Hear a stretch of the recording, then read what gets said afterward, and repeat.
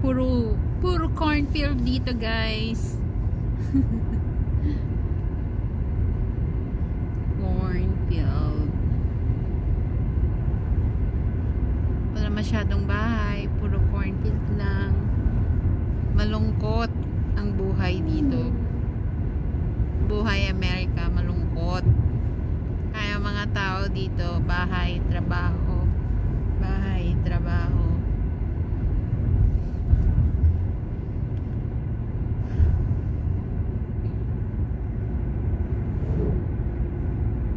Wala masyadong puntahan. Puro cornfield. Kung gusto mong magbakasyon, gagastos ka talaga. Gagastos ka ng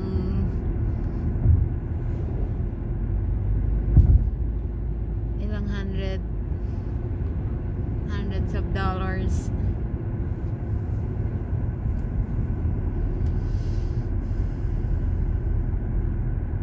Yan lang, puro cornfield lang dito, guys. Sa Pilipinas naman, puro tao. Sasakit yung ulo mo sa dami ng tao. Dito naman sobrang lungkot dahil walang tao. Corona. Kanina pa ako nababoard, wala akong magawa. Videohan ko na lang yung scenery. Ayan, corn.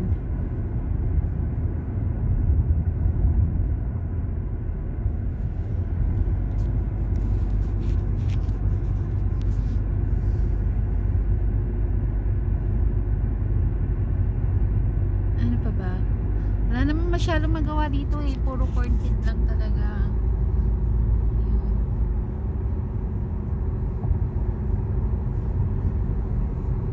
Sobrang tahimik lang dito.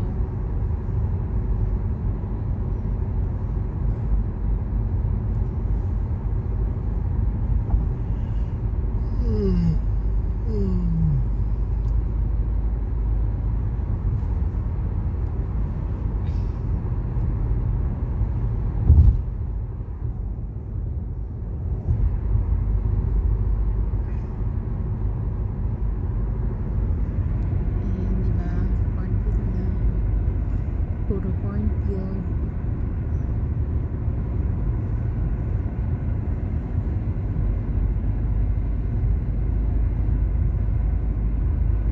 Sobrang lungkot lang.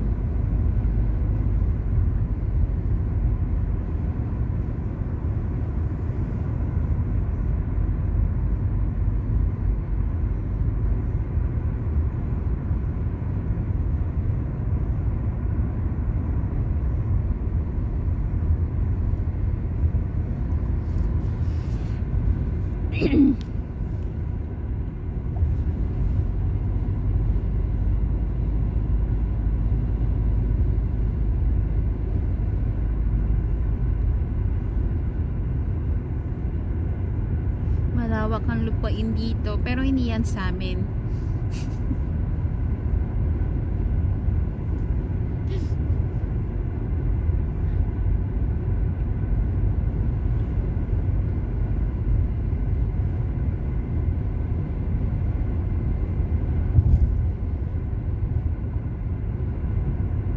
Yan na, magsasawa kayo sa cornfield. Yan lang makikita nyo dito, puro cornfield lang. Wala nang iba.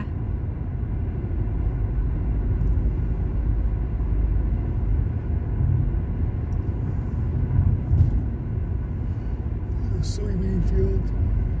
Cornfield, soybean field. What else? That's it. That's it. Cornfields and soybean.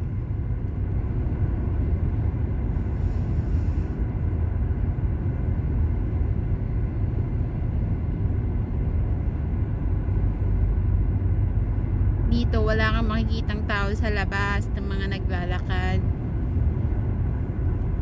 Makikita mo ng mga tao dito sa labas summertime. Summertime lang.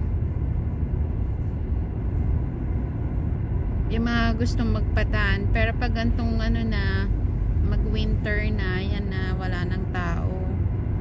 Pero dito talaga wala naman talagang lumalabas na tao dito.